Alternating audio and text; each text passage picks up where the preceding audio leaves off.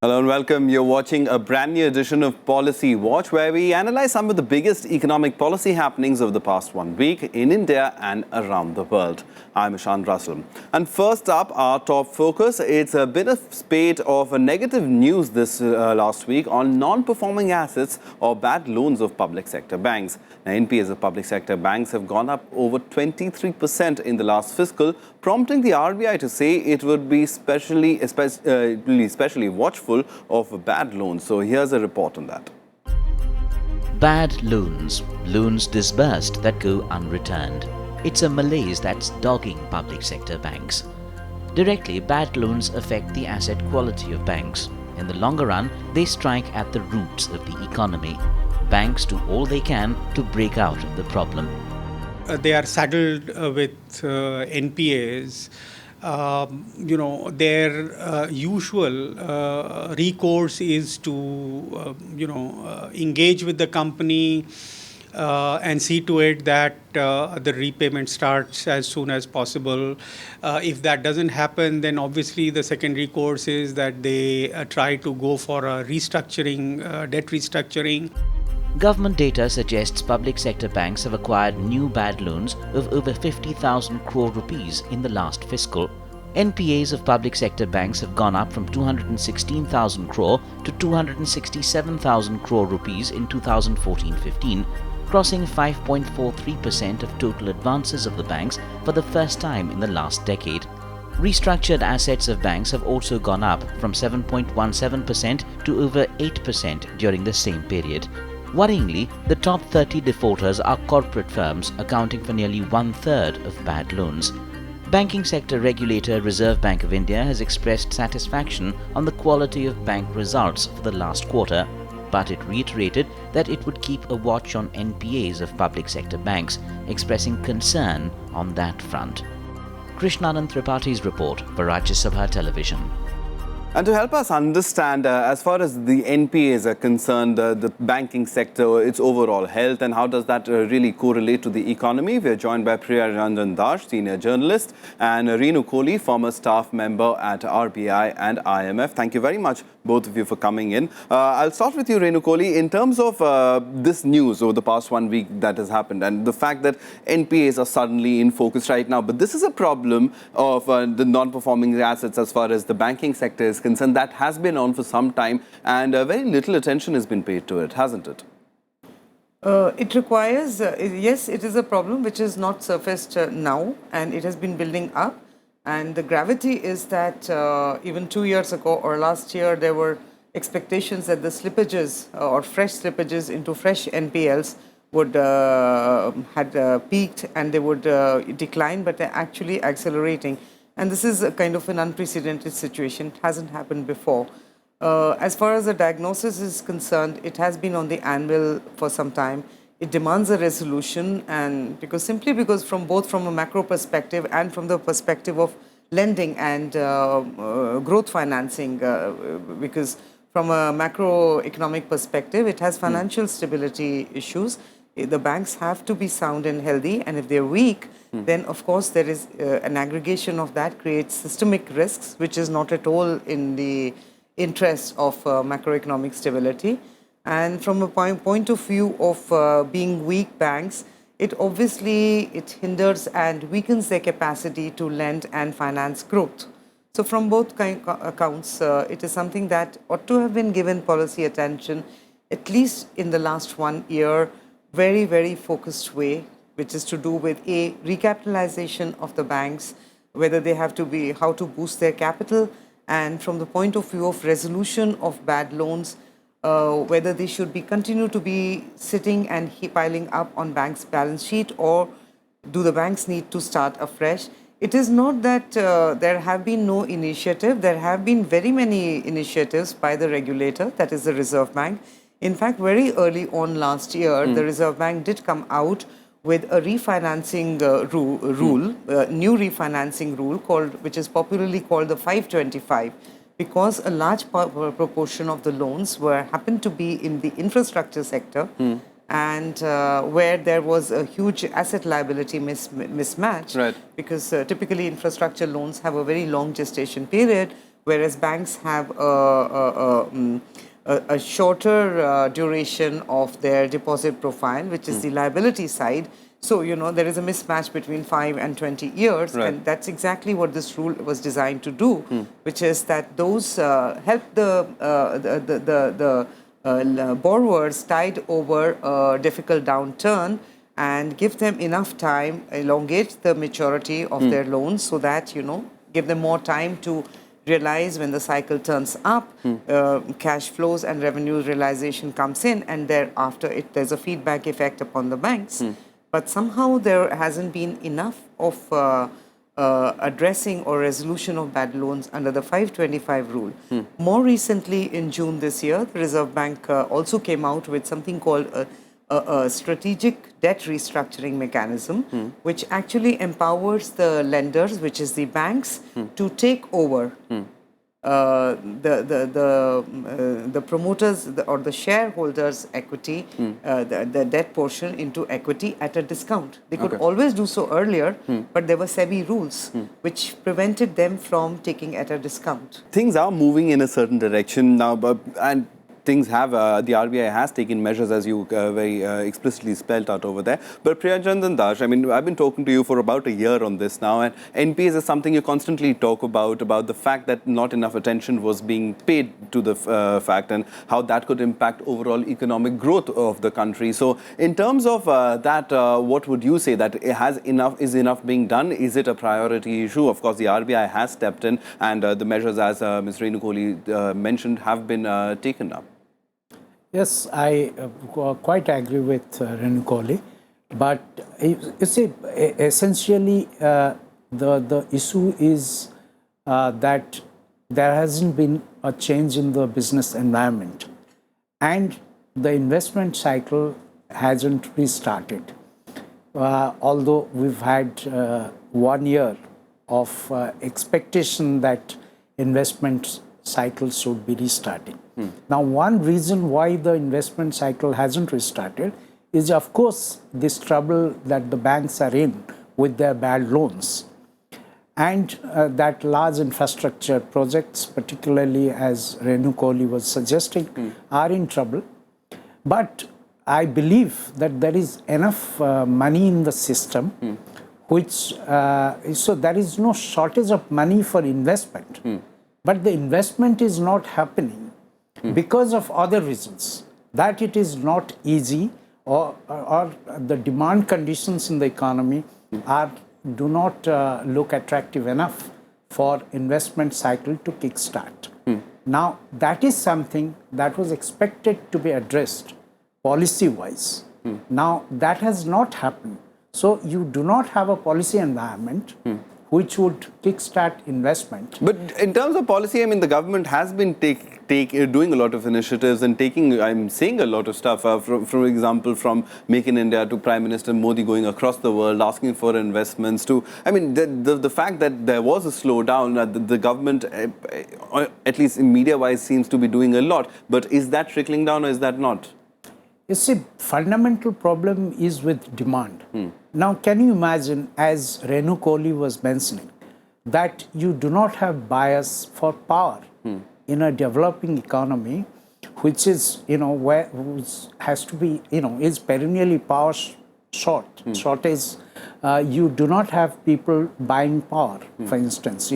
That the power that is ready to be generated cannot be produced because there are no buyers.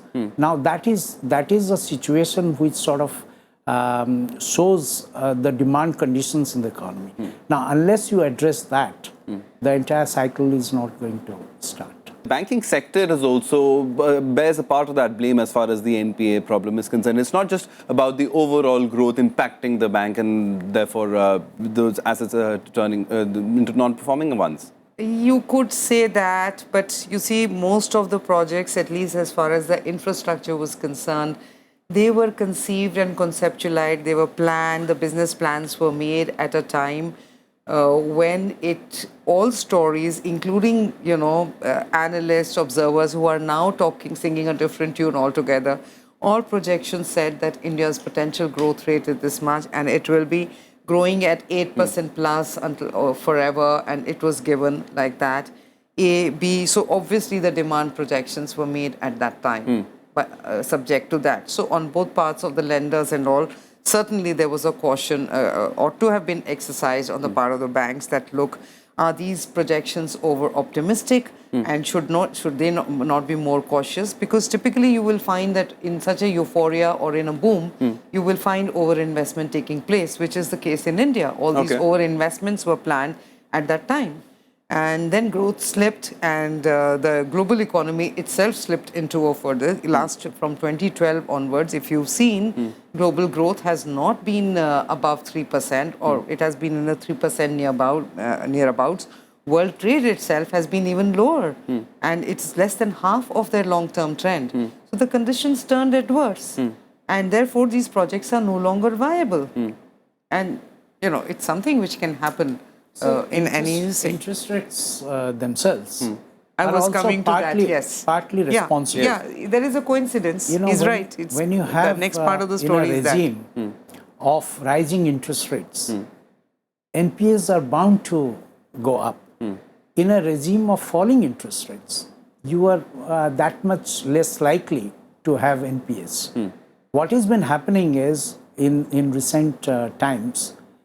Because of this fight with inflation, not only there has been a tremendous amount of demand squeeze that has been applied, but also interest rates have been jacked up. As a result, now of course that Reserve Bank of India in recent policies announcements has tried to turn it around and now is softening because inflation has come down. But what has happened in recent years is that fight against inflation has meant keeping up interest rates, and the interest rates in turn, the rising interest rates have contributed to higher NPAs. All right. Now what has happened also is that when now that Reserve Bank of India has been signaling a softening of interest rates, the transmission of that signaling, that policy signaling, actually to the banks is not happening. Banks are not in a position to actually soften interest rate very much, because one reason is again the bad debts that they are carrying on their books. So it has become a vicious cycle. Yes. And the way to break out of this vicious cycle is to kickstart investment. And the expectation, as I was referring to you earlier, was that this process should have happened a year ago. There was a lot of expectation that it will happen, essentially by public sector investment. But unfortunately, that has not happened. Public sector investments haven't. They are loaded with money. Several of the Navratna public sector companies, and they do have projects in the pipeline on the drawing board, which they are supposed to be implementing. They haven't.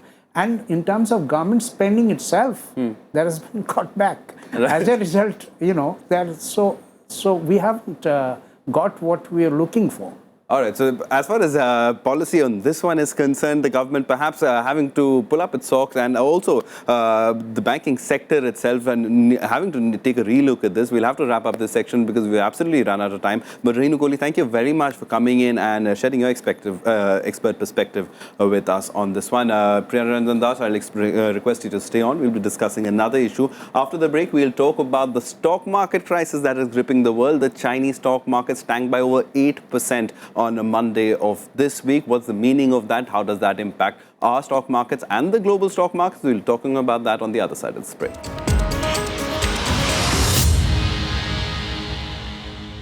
Welcome back here with Policy Watch. Now on to our second focus story for this episode. The Chinese stock markets have been going through some massive churning in recent weeks. Fears of a slowdown in the Chinese economy have guided investor sentiment in a big way. For India, weak global sentiment coupled with the possibility of stricter investment norms for participatory notes or P-notes has also led to a sharp fall in the Indian stock markets. Here's more. China it was that started the stock market tizzy, its benchmark index losing a staggering 8% in a single day. Slowdown worries shook investor confidence, and there are few signs of things easing out completely just yet. What happens if the market falls another 10%? Will they come in with more support buying?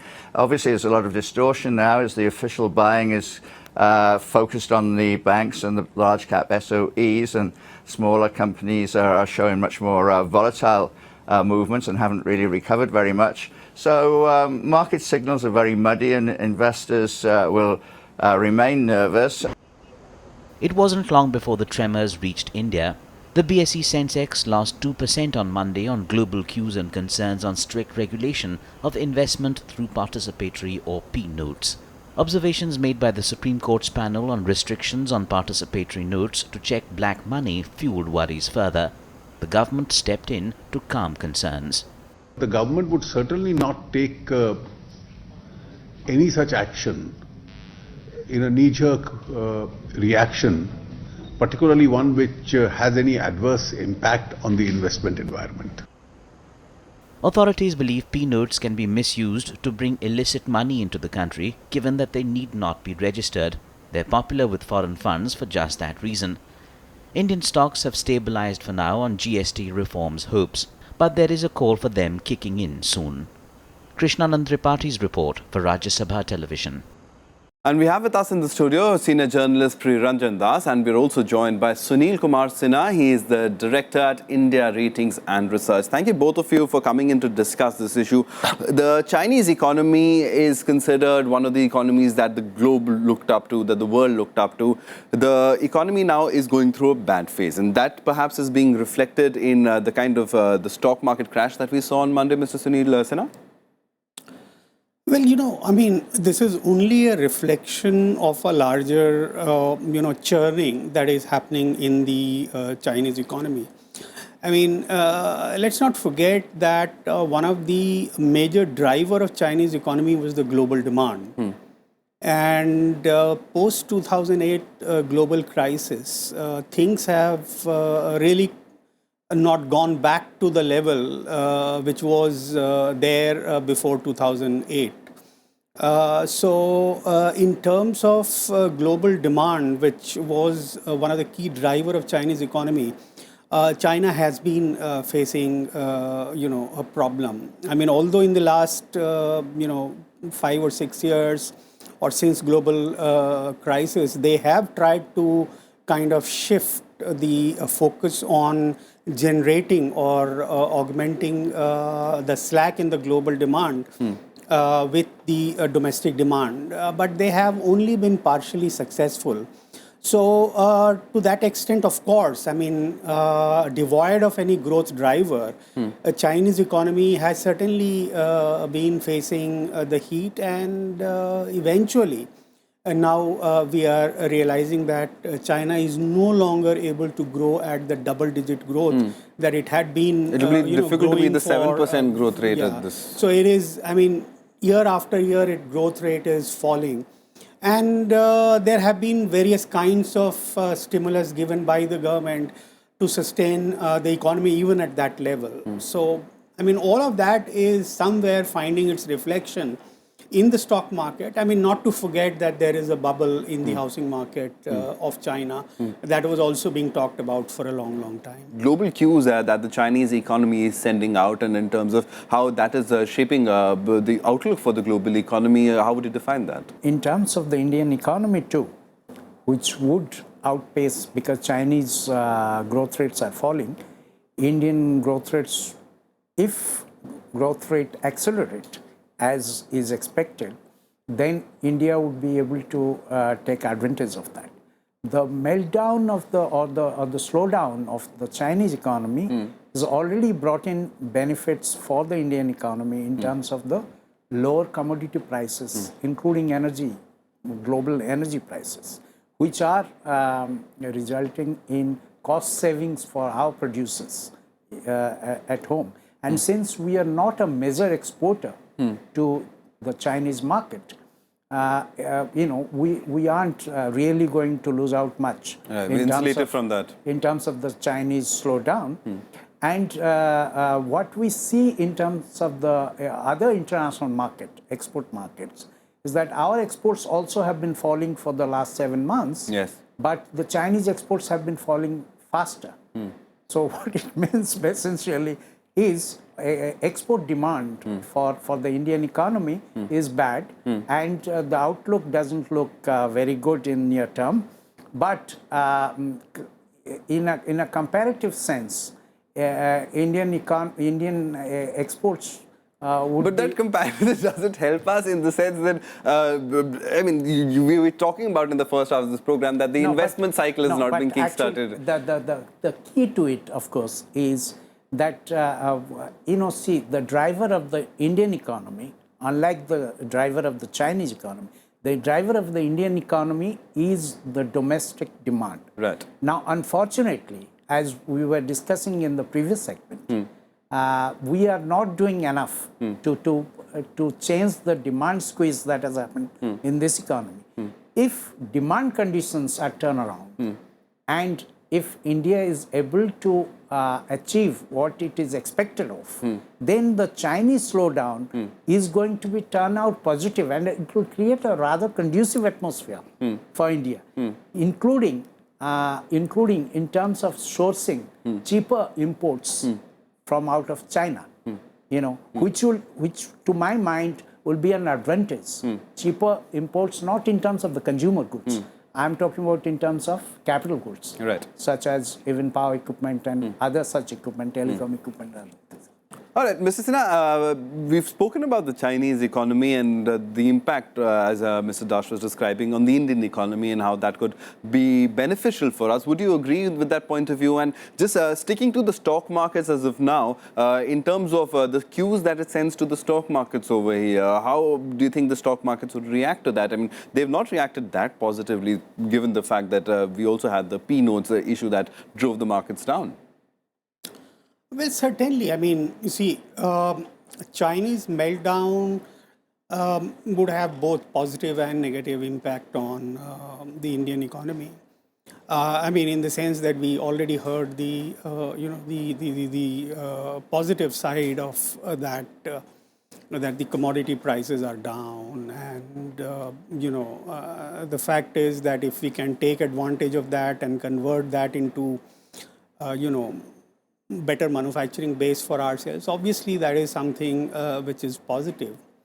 However, let's not forget that the Chinese economy is the second largest economy in the world, and it has huge interlinkages with the rest of the world. And in fact, if you look at the current situation, then except probably US, where things appear to be somewhat improving, Europe, things are still in a turmoil. So, I mean, the three major economies of the world, if two of them are down and out, then obviously it will have a huge impact on the global demand. And that's what is getting reflected in these statistics. I mean, in fact, if you look at the global GDP growth and global trade growth, in fact, in the last 3 years, the global trade growth has been even lower than the global GDP growth. All right. And before that, if you look at maybe the last 10 years or so, then the global trade growth was almost double the global GDP growth, which simply means that in the last couple of years, the trade volume at the international level has come down substantially. I mean, part of the reason, of course, is the the global financial crisis, which has resulted in lower demand and also some kind of a protectionist policies pursued by the developed economies. So if China starts melting down, then the scope of expanding the global trade and in turn India benefiting from that, to that extent, goes down. However, the positive side is that since the commodity prices are down, I mean, you can be more cost competitive. So maybe, in some of the places or in some of the areas where earlier you were not able to export your goods, probably now you will be competitive and you can do that. So, but, to take the advantage of the Chinese meltdown, I think we still have a long a road to cover. Priyaranjan Dash, just moving on from here, in terms of the stock market itself, the fact that Mr. Sinha just mentioned about the Chinese stock market and the housing bubble that is about to burst over there, if I may use those terms, and that could have an adverse impact on that stock market. trickle down over here in terms of the investment of the money cycle. So as a whole global economy, are we heading towards a dangerous time? And given the fact that India, as you just said, is driven by domestic consumption, and that could be a little bit of a safeguard for us, is that enough of a safeguard? Because things like the stock market are completely interlinked. They are interlinked, and but if the Chinese market is in a meltdown, it should, overall be positive for the Indian market, because as a competing emerging market, the fund managers would be looking at India, because money tends to flow where prospects for growth is better. So Indian markets could be benefiting, but if you want a more lasting benefit, then for that, of course, the Indian corporate profitability has to go up. At the moment, that's not happening. The companies are not showing better results to be actually able to attract funds. So companies have to show better results. And how would they show better results? Unless the business environment, especially demand conditions in the economy, turns around. Mr. Sinha, final word to you, because there would be a lot of small investors who are invested in the Indian stock market also watching our show, and just a little bit of a prediction for them in terms of how the investment cycle or how the stock market could perhaps play out over the next couple of weeks, given the fact the global cues that are coming in are not that positive. Well, certainly, global cues are important for the Indian stock market. That we have seen, time and again, that whenever global events occur, the impact is felt on the Indian stock market.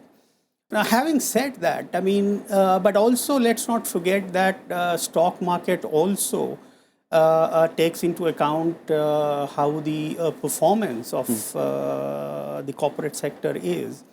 And stricter investment norms like P-notes not helping that? At the moment, of course, the results that are out for the first quarter of this fiscal, the corporate results, they are not very encouraging. So on the whole, maybe. But you see, the basic point is that so far as Indian economy is concerned, and the growth is concerned, the economy has already bottomed out. So from here on, what one is going to see is a turnaround on an upside.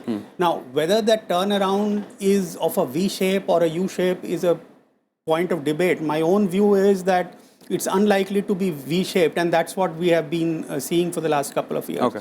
So it might take a little longer for Indian corporate sector to get back to the profitability that investors may be looking for. But if anyone who has a horizon of, say, 4 to 5 years shouldn't be worried so far as Indian stock market are concerned, because, given the strength of the Indian economy and given the way things have somewhat begun to move even at the policy level, my own sense is that 4 to 5 years of horizon will result in a fairly good, a prospect for any investor who has invested in the Indian stock market. All right. On that note, we've absolutely run out of time. But gentlemen, thank you very much for coming in, Mr. Dash and Mr. Sinha, for helping us understand these economic issues that we discuss in Policy Watch. Of course, as far as policy is concerned, so we've talked about NPAs today, and the fact that a lot more needs to be done on that front. As far as the Chinese stock market meltdown is concerned, there's an opportunity for India. Let's see who latches on to that. Thanks so much. That's all from us in Policy Watch. We'll be back next week with another episode.